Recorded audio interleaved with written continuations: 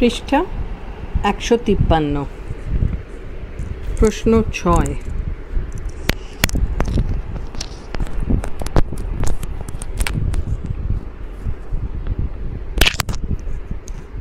প্রাকল্পিক নিরপেক্ষ যুক্তি এবং বৈকল্পিক নিরপেক্ষ যুক্তির পার্থক্য কী তা উদাহরণসহ আলোচনা করো। উত্তর: প্রাকল্পিক নিরপেক্ষ যুক্তি এবং বৈকল্পিক নিরপেক্ষ যুক্তির পার্থক্য। আমরা জানি যে প্রাকল্পিক নিরপেক্ষ যুক্তি এবং বৈকল্পিক নিরপেক্ষ যুক্তি এই উভয় প্রকার যুক্তিই হল যৌগিক যুক্তি। উভয়ই যৌগিক যুক্তি রূপে পণ্য হলেও এদের মধ্যে পার্থক্য আছে। এদের মধ্যে পার্থক্য কী তা নিচে উল্লেখ করা হলো। এখানে 3টি কলাম করা হয়েছে। প্রথমটি পার্থক্যের বিষয়, দ্বিতীয়টি প্রাকল্পিক নিরপেক্ষ ন্যায় এবং পরেরটি হলো বৈকল্পিক নিরপেক্ষ ন্যায়। 1. পার্থক্যের বিষয় হলো বচনগত পার্থক্য। প্রাকল্পিক নিরপেক্ষ ন্যায়ে প্রথম যে বচনটির উল্লেখ করা হয় সেটি একটি প্রাকল্পিক বচন।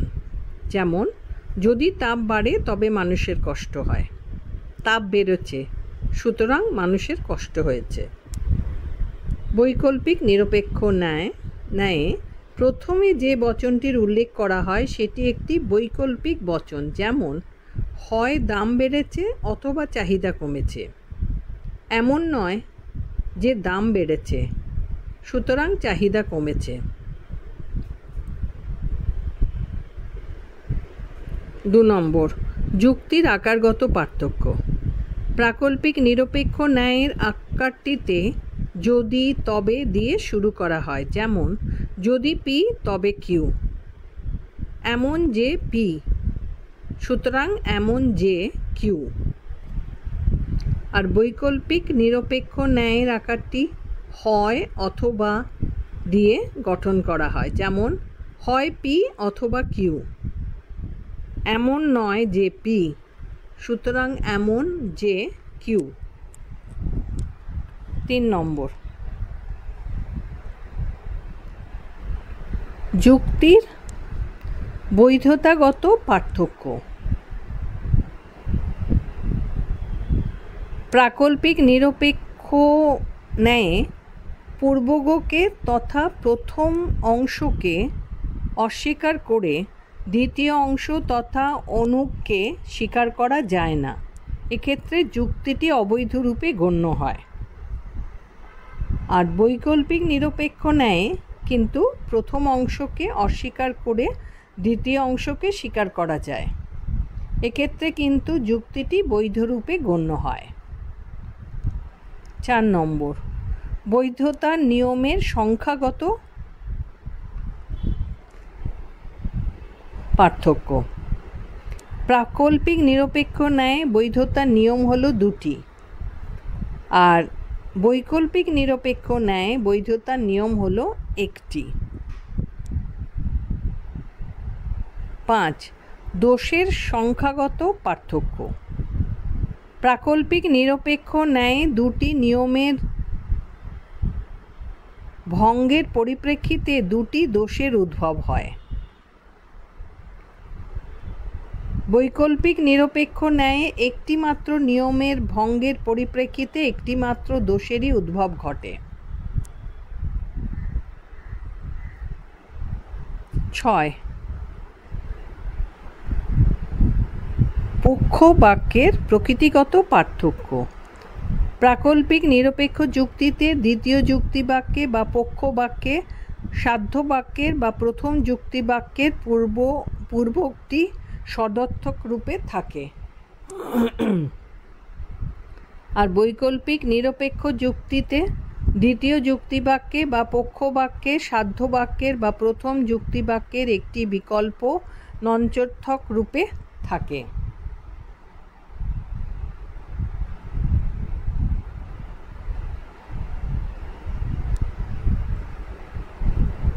প্রশ্ন 7।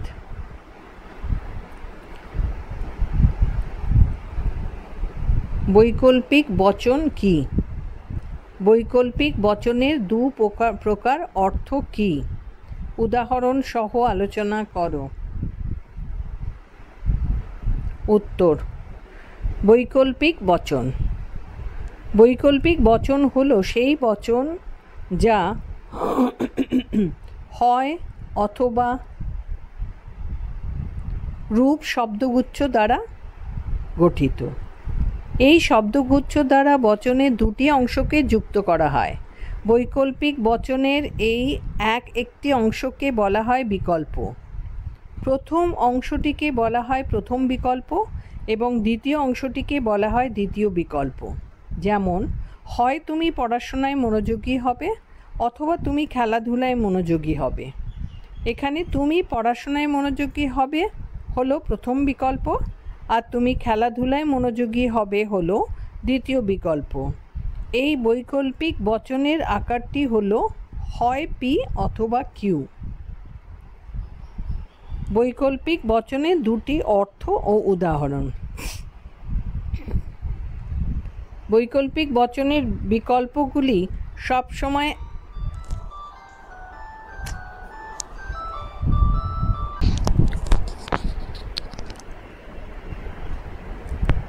বৈকল্পিক বচনের বিকল্পগুলি সবসময় একইভাবে কাজ করে না, কারণ এগুলি এক সময় এক অর্থে এবং আরেক সময় অন্য একটি অর্থে কাজ করে থাকে। এরই পরিপ্রেক্ষিতে তর্কবিদগণ বৈকল্পিক বচনে দুটি অর্থের উল্লেখ করেছেন। এই দুটি অর্থের একটি হলো অবিসংবাদী ইনক্লুসিভ বা দুর্বল অর্থ উইক সেন্স, এবং অপরটি হলো বিসংবাদী এক্সক্লুসিভ বা সফল অর্থ স্ট্রং সেন্স। বৈকল্পিক বচনের এই দু প্রকার অর্থ কী তা পৃথকভাবে উদাহরণসহ আলোচনা করা হলো। বৈকল্পিক বচনের অবিসংবাদী অর্থ। অবিসংবাদী বা দুর্বল অর্থে বৈকল্পিক বচনকে এইভাবেই উল্লেখ করা যায় যে দুটি বিকল্পের মধ্যে একটি বিকল্প সত্য হবে এবং দুটি বিকল্প একসঙ্গে সত্য হতেও পারে। অর্থাৎ এরূপ অর্থে একটি বিকল্প সত্য হলেই যে অপর বিকল্পটি মিথ্যা হবে এমন নয়, কিন্তু দুটি বিকল্প কখনোই একসঙ্গে মিথ্যা হতে পারে না। বৈকল্পিক বচনের এরূপ অর্থটিকে নিচের উদাহরণের মাধ্যমে আরও সহজভাবে ব্যাখ্যা করা যায়। উদাহরণ: হয় রহিম বক্স ছাত্র অথবা খেলোয়াড়। ব্যাখ্যা: এরূপ বচনটি হলো একটি বৈকল্পিক বচন, কারণ এটি হয় অথবা শব্দগুচ্ছ দ্বারা গঠিত। এতে দুটি বিকল্প রয়েছে। রহিম বক্স ছাত্র হলো প্রথম বিকল্প এবং খেলোয়াড় হলো দ্বিতীয় বিকল্প। এখানে এই বচনের মাধ্যমে এটাই বলতে চাওয়া হয়েছে যে রহিম বক্স ছাত্র অথবা খেলোয়াড় এই দুটি বিকল্পের মধ্যে একটা হবেই, অর্থাৎ এখানে একটি বিকল্প সত্য হবেই।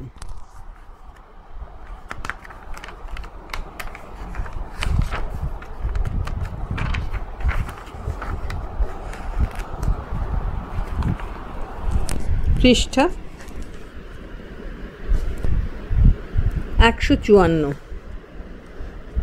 ব্যাখ্যা: কিন্তু এর দ্বারা এটা প্রমাণিত হয় না যে এক্ষেত্রে একটা বিকল্প সত্য হলে অপর বিকল্পটি মিথ্যে হবে।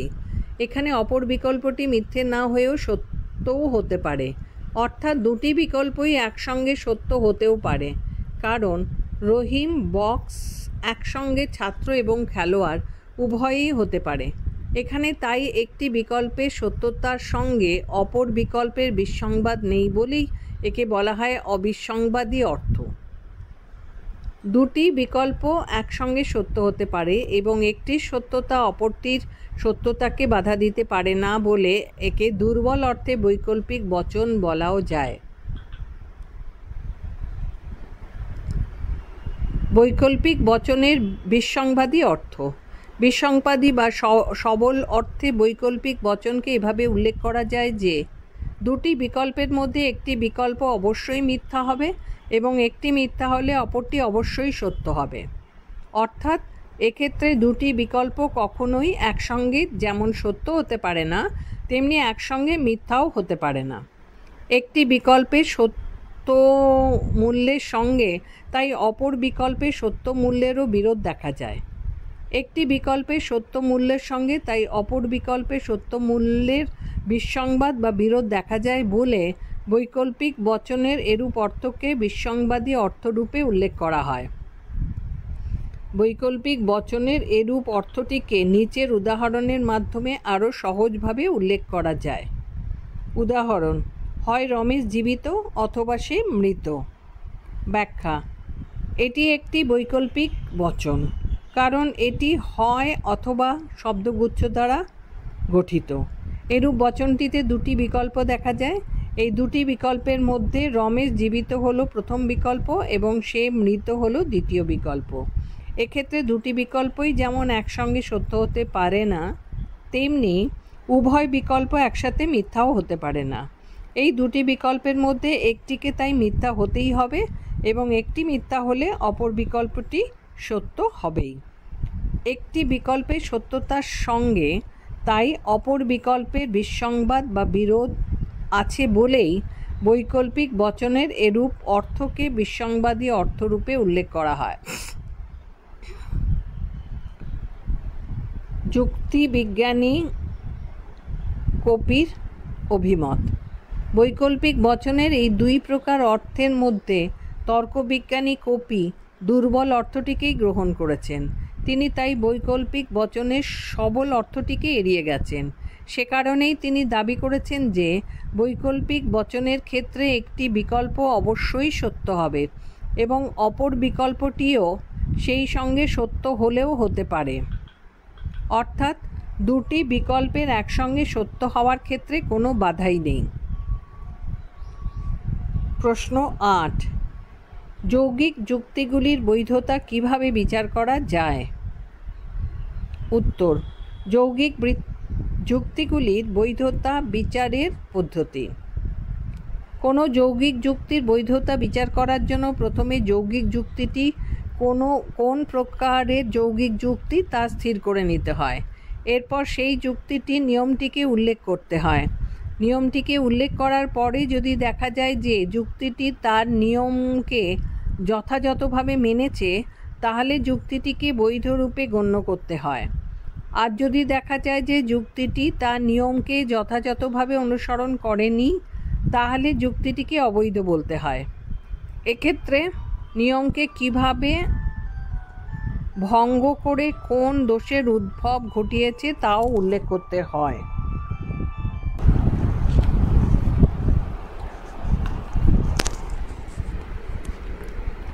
যৌগিক যুক্তির ক্ষেত্রে যুক্তিটি হয় প্রাকল্পিক নিরপেক্ষ ন্যায় হবে অথবা হয় প্রাকৃতিক নিরপেক্ষ ন্যায় হবে অথবা বৈকল্পিক নিরপেক্ষ ন্যায় হবে। এই দুটি যুক্তির নিয়ম হলো: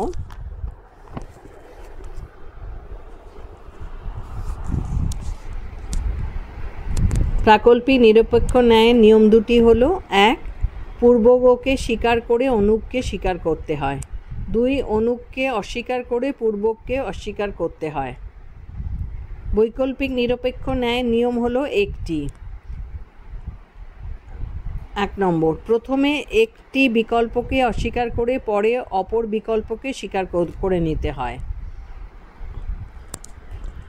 এখানে দুটি উদাহরণের সাহায্যে বিষয়টিকে সহজভাবে বোঝানো হলো। উদাহরণ ১: সে শিক্ষিত অথবা মূর্খ। এরপর সে শিক্ষিত, সুতরাং সে মূর্খ নয়। যুক্তি: অবৈধ বা দোষযুক্ত বৈকল্পিক নিরপেক্ষ ন্যায়। দোষ: একটি বিকল্পকে স্বীকার করে অপর বিকল্পকে অস্বীকারজনিত দোষ। বিচার: এরূপ যুক্তিটি একটি বৈকল্পিক নিরপেক্ষ ন্যায় রূপে গণ্য, কারণ এখানে সাধ্য তথা প্রথম যুক্তিবাক্যটি একটি বৈকল্পিক বচন রূপে এবং অপর বচনগুলি নিরপেক্ষ বচন রূপে গণ্য। অর্থাৎ যুক্তিটি বৈকল্পিক ও নিরপেক্ষ বচনের সমাহার রূপে গণ্য হওয়ায় তা যৌগিক যুক্তি রূপে গ্রাহ্য। এরূপ বৈকল্পিক নিরপেক্ষ যুক্তিটিকে পক্ষ যুক্তিবাক্যে একটি বিকল্পকে প্রথমে স্বীকার করে নেওয়া হয়েছে, এরপর অপর বিকল্পটিকে সিদ্ধান্তে অস্বীকার করা হয়েছে। এরূপ প্রক্রিয়াটি বৈকল্পিক নিরপেক্ষ যুক্তির অনুসৃত নিয়মের উল্টো হওয়ায় তা দোষযুক্ত হয়েছে। যৌগিক যুক্তিটির এই দোষের নাম হলো প্রথমে একটি বিকল্পকে স্বীকার করে নিয়ে অপর বিকল্পকে অস্বীকারজনিত দোষ। উদাহরণ 2, যদি ছাত্ররা কোনো বই পড়ে আনন্দ পায় তবে লেখকও আনন্দ পান। ছাত্ররা বই পড়ে আনন্দ পেয়েছে, সুতরাং লেখক আনন্দ পেয়েছেন। যুক্তি: বৈধ প্রাকল্পিক নিরপেক্ষ ন্যায়। দোষ: কোনো দোষ নেই। বিচার: যুক্তিটি হলো একটি প্রাকল্পিক নিরপেক্ষ যুক্তি, কারণ এখানে সাধ্য তথা প্রথম যুক্তিবাক্যটি একটি প্রাকল্পিক বচন এবং বাকি বচনগুলি নিরপেক্ষ বচনরূপে গণ্য, অর্থাৎ যুক্তিটি প্রাসঙ্গিক ও নিরপেক্ষ বচনের সমাহার রূপে গণ্য। সে কারণেই এটি একটি যৌগিক যুক্তিরূপে গণ্য। প্রাকল্পিক নিরপেক্ষ যুক্তির নিয়ম হল পূর্বককে স্বীকার করে অনুককে স্বীকার করতে হয়। এখানেও পূর্বক তথা ছাত্রেরা বই পড়ে আনন্দ পেয়েছে কে পক্ষ যুক্তিবাক্যে স্বীকার করে নেওয়া হয়েছে এবং অনুগ তথা লেখক আনন্দ পেয়েছে কে সিদ্ধান্তে মেনে নেওয়া হয়েছে। এর ফলে যুক্তিটি বৈধ রূপে গণ্য হয়েছে।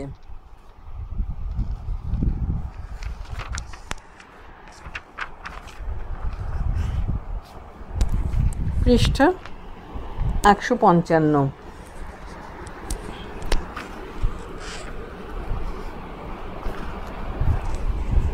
প্রশ্ন 9, নিচের যুক্তিগুলির বৈধতা বিচার করো।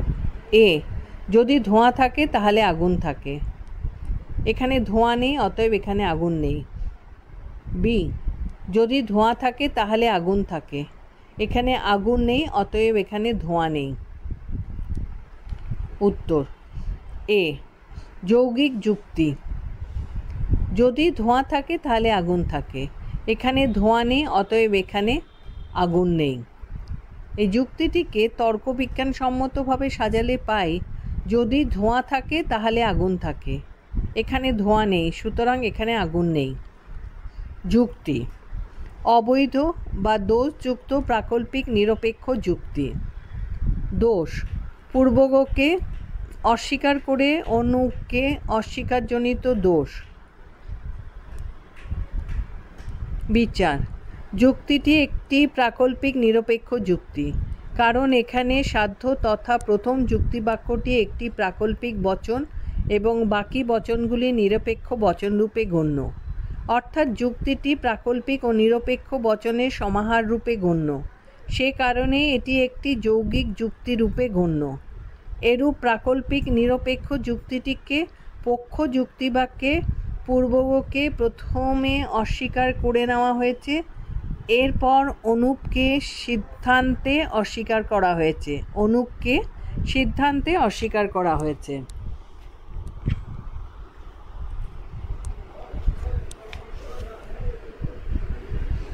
এরূপ প্রক্রিয়াটি প্রাকল্পিক নিরপেক্ষ যুক্তির অনুসৃত নিয়মের উল্টো হওয়ায় তা দোষযুক্ত হয়েছে। যৌগিক যুক্তিটির এই দোষের নাম হল পূর্বককে অস্বীকার করে অনুককে অস্বীকারজনিত দোষ। বি, যৌগিক যুক্তি: যদি ধোঁয়া থাকে তাহলে আগুন থাকে। এখানে আগুন নেই, অথবা এখানে ধোঁয়া নেই। যুক্তিটিকে তর্কবিজ্ঞানসম্মতভাবে সাজালে পাই, যদি ধোঁয়া থাকে তাহলে আগুন থাকে। এখানে আগুন নেই, সুতরাং এখানে ধোঁয়া নেই। যুক্তি: বৈধ প্রাকল্পিক নিরপেক্ষ যুক্তি। দোষ: কোনো দোষ নেই। বিচার: যুক্তিটি হলো একটি প্রাকল্পিক নিরপেক্ষ যুক্তি, কারণ এখানে সাধ্য তথা প্রথম যুক্তিবাক্যটি একটি প্রাকল্পিক বচন এবং বাকি বচনগুলি নিরপেক্ষ বচনরূপে গণ্য, অর্থাৎ যুক্তিটি প্রাকল্পিক ও নিরপেক্ষ বচনের সমাহার রূপে গণ্য। সে কারণেই এটি একটি যৌগিক যুক্তিরূপে গণ্য। প্রাকল্পিক নিরপেক্ষ যুক্তির নিয়ম হলো অনুককে অস্বীকার করে পূর্বককে অস্বীকার করতে হয়। এখানেও অনুক তথা এখানে আগুন নেই কে পক্ষ যুক্তিবাক্যে অস্বীকার করা হয়েছে এবং পূর্বক তথা এখানে ধোঁয়া নেই কে সিদ্ধান্তে অস্বীকার করা হয়েছে। এর ফলে যুক্তিটি বৈধ রূপে গণ্য হয়েছে। প্রশ্ন 10, নিচের যুক্তিগুলির বৈধতা বিচার করো। মার্কস 3+3। এ, যদি ছাত্ররা পরিশ্রম করে তবে তারা সফল হয়। ছাত্ররা পরিশ্রম করে, অতএব ছাত্ররা সফল। বি, যদি ছাত্ররা পরিশ্রম করে তবে তারা সফল হয়।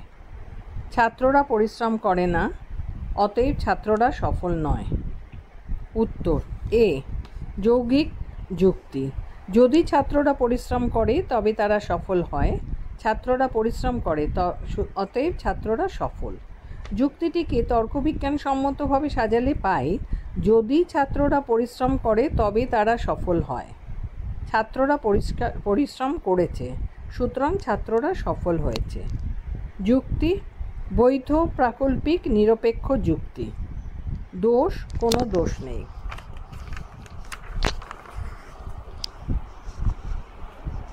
পৃষ্ঠা 156। বিচার।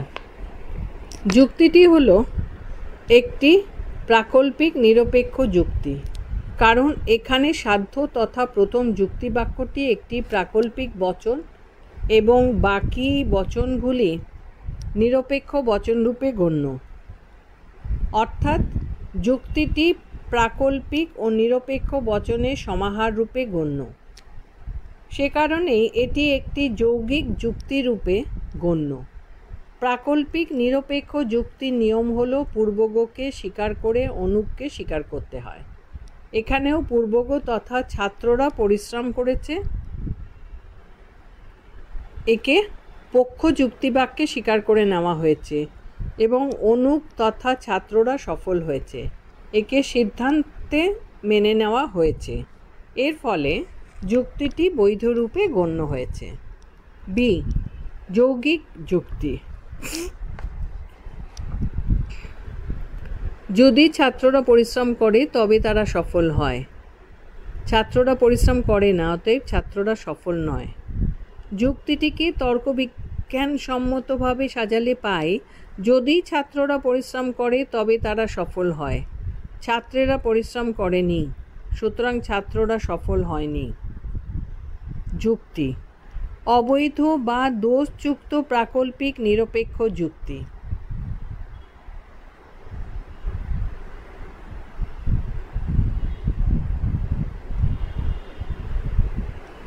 দোষ পূর্বগকে অস্বীকার করে অনুপকে অস্বীকারজনিত দোষ।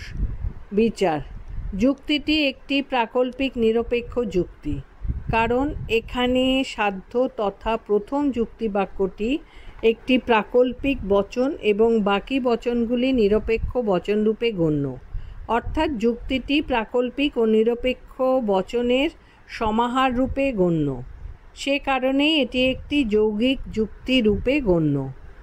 এরূপ প্রাকল্পিক নিরপেক্ষ যুক্তিটিতে পক্ষ যুক্তিবাক্যে পূর্বককে প্রথমে অস্বীকার করে নেওয়া হয়েছে, এরপর অনুপকে সিদ্ধান্তে অস্বীকার করা হয়েছে। এরূপ প্রক্রিয়াটি প্রাকল্পিক নিরপেক্ষ যুক্তির অনুসৃত নিয়মের উল্টো হওয়াতে তা দোষযুক্ত হয়েছে। যৌগিক যুক্তিটির এই দোষের নাম হল পূর্বককে অস্বীকার করে অনুপকে অস্বীকারজনিত দোষ।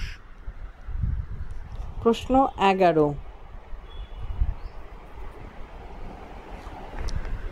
নিচের বাক্যগুলির বৈধতা বিচার করো। এ, যদি ছাত্ররা পরিশ্রম করে তবে তারা সফল হয়। ছাত্ররা পরিশ্রম করে, অতএব ছাত্ররা সফল নয়। বি, যদি কোপার্নিকাসের তত্ত্ব ঠিক হয় তবে টলেমির তত্ত্ব ভুল। টলেমির তত্ত্ব ভুল, অতএব কোপার্নিকাসের তত্ত্ব ঠিক। উত্তর এ, যৌগিক যুক্তি। যদি ছাত্ররা পরিশ্রম করে তবে তারা সফল হয়। ছাত্ররা পরিশ্রম করে, অতএব ছাত্ররা সফল নয়। যুক্তিটিকে তর্কবিজ্ঞানসম্মতভাবে সাজালে পাই, যদি ছাত্ররা পরিশ্রম করে তবে তারা সফল হয়। ছাত্ররা পরিশ্রম করে, সুতরাং ছাত্ররা সফল নয়। যুক্তি অবৈধ বা দোষযুক্ত প্রারম্ভিক নিরপেক্ষ যুক্তি। দোষ পূর্বককে স্বীকার করে অনুককে অস্বীকারজনিত দোষ। বিচার: যুক্তিটি হলো একটি প্রাকল্পিক নিরপেক্ষ যুক্তি, কারণ এখানে সাধ্য তথা প্রথম যুক্তিবাক্যটি একটি প্রাকল্পিক বচন এবং বাকি বচনগুলি নিরপেক্ষ বচনরূপে গণ্য। অর্থাৎ যুক্তিটি প্রাকল্পিক ও নিরপেক্ষ বচনের সমাহার রূপে গণ্য। সে কারণেই এটি একটি যৌগিক যুক্তি রূপে গ্রাহ্য। এরূপ প্রাকল্পিক নিরপেক্ষ যুক্তিটিতে পক্ষ যুক্তিবাক্যে প্রথমে পূর্বককে স্বীকার করে নেওয়া হয়েছে, এরপর অনুককে সিদ্ধান্তে অস্বীকার করা হয়েছে। প্রাকল্পিক যুক্তির নিয়ম হলো পূর্বককে স্বীকার করে অনুককে স্বীকার করতে হয়, কিন্তু এখানে পূর্বককে স্বীকার করে অনুককে অস্বীকার করায় যুক্তিটি দোষযুক্ত হয়েছে। যৌগিক যুক্তিটির এই দোষের নাম হলো পূর্বককে স্বীকার করে অনুককে অস্বীকারজনিত দোষ।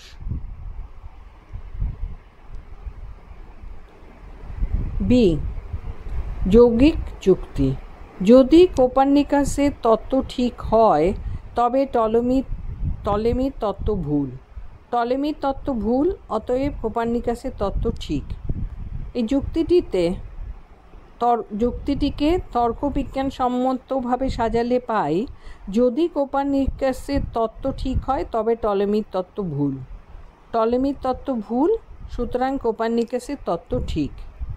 যুক্তি: অবৈধ বা দোষযুক্ত প্রাকল্পিক নিরপেক্ষ যুক্তি। দোষ: অনুককে স্বীকার করে পূর্বককে স্বীকারজনিত দোষ।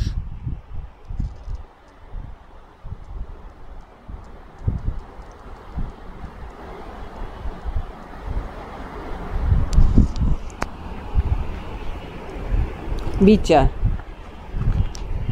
যুক্তিটি হলো একটি প্রাকল্পিক নিরপেক্ষ যুক্তি, কারণ এখানে সাধ্য তথা প্রথম যুক্তিবাক্যটি একটি প্রাকল্পিক বচন এবং বাকি বচনগুলি নিরপেক্ষ বচনরূপে গণ্য। অর্থাৎ যুক্তিটি প্রাকল্পিক ও নিরপেক্ষ বচনের সমাহার রূপে গণ্য। সে কারণেই এটি একটি যৌগিক যুক্তি রূপে গণ্য। এরূপ প্রাকল্পিক নিরপেক্ষ যুক্তিটিতে পক্ষ যুক্তিবাক্যে অনুককে প্রথমে স্বীকার করে নেওয়া হয়েছে, এরপর পূর্বককে সিদ্ধান্তে স্বীকার করা হয়েছে। এরূপ প্রক্রিয়াটি প্রাকল্পিক নিরপেক্ষ যুক্তির অনুসৃত নিয়মের উল্টো হওয়ায় তা দোষযুক্ত হয়েছে। যৌগিক যুক্তিটির এই দোষের নাম হলো অনুককে স্বীকার করে পূর্বককে স্বীকারজনিত দোষ।